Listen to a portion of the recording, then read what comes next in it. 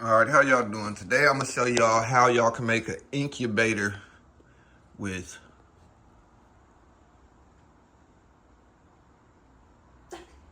all right, hey y'all, how y'all doing? Today I'm gonna be showing y'all how y'all can make a totally cheap incubator only using 5 things, right?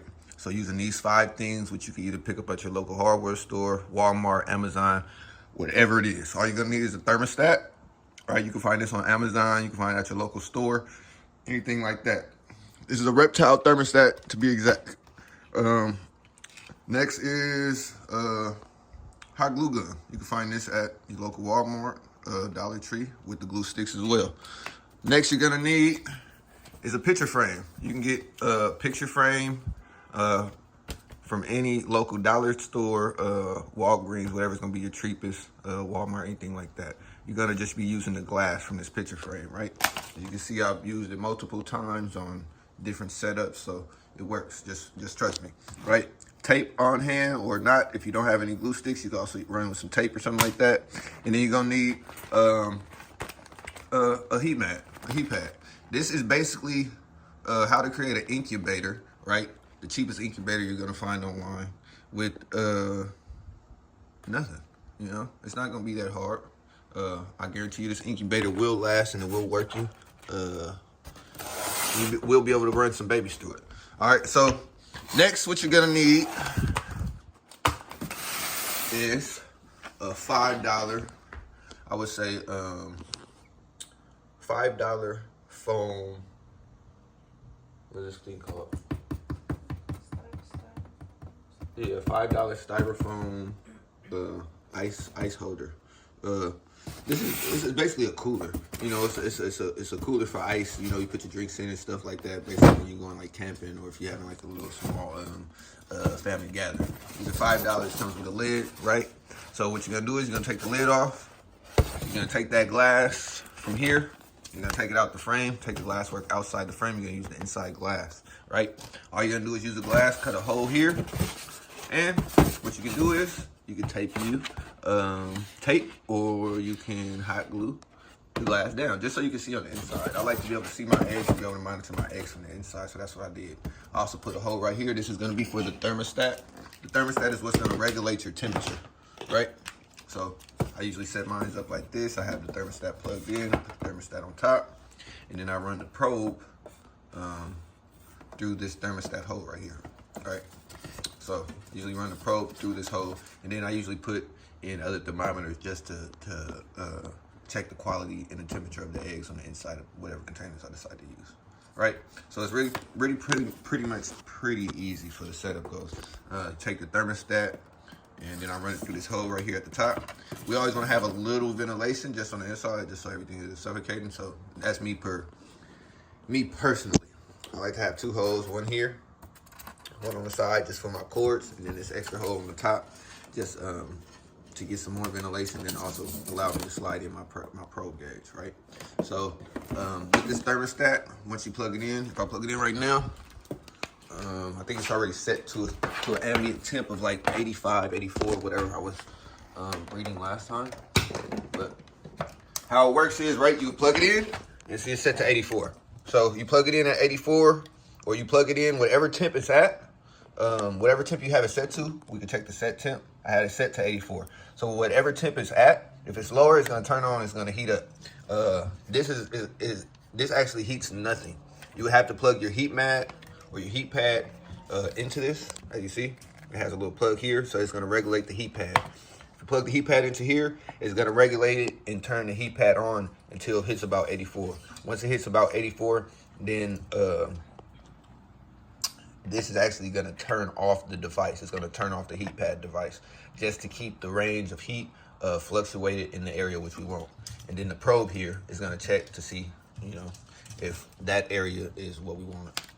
But yeah, it's pretty simple. You set the point, and then once you set a point, it'll fluctuate up and down between 1 or 2 degrees in that range. As long as it's 1 or 2 degrees in that range of what you set, it won't really move or it won't turn on and off. But if it's too low, like -5 degrees, above 5 degrees, it'll turn off. If it's -5 degrees below your temperature, it'll turn on and heat your thing up. But back to the cooler part.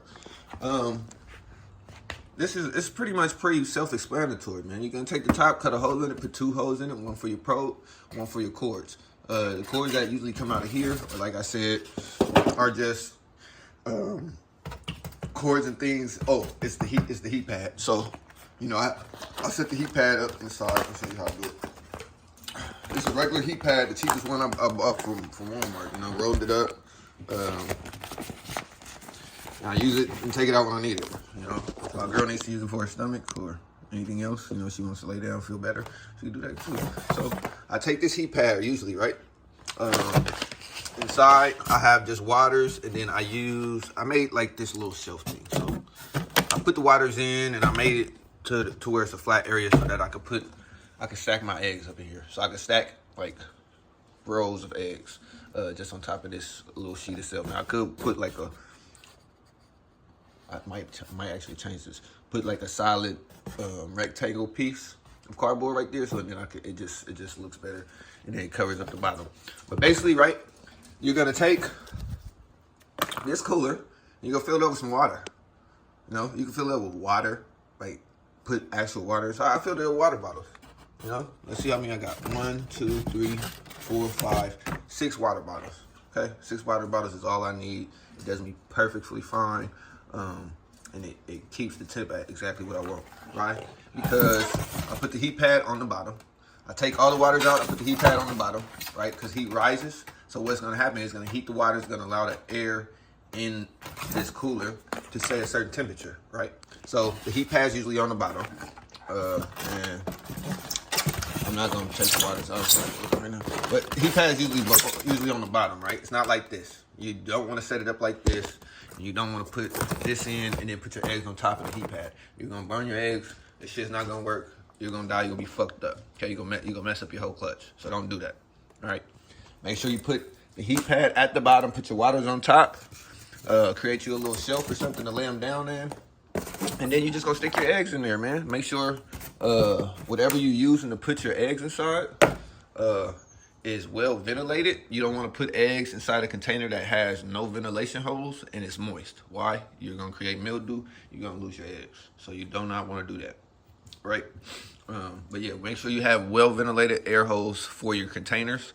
Make sure you have a vermiculite on hand. I'll keep some on hand just in case I get ready to have some eggs. This is organic. I use organic stuff because I do not like any extra access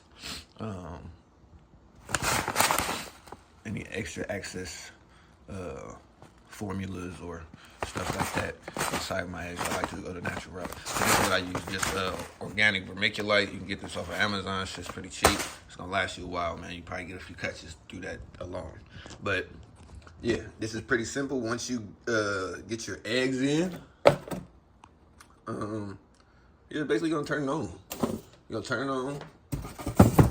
You're gonna put the top on, and you're just gonna leave it and let it do its thing. I mean, like, this is the cheapest setup anybody can make. I can show you some of the eggs that I hatched out recently.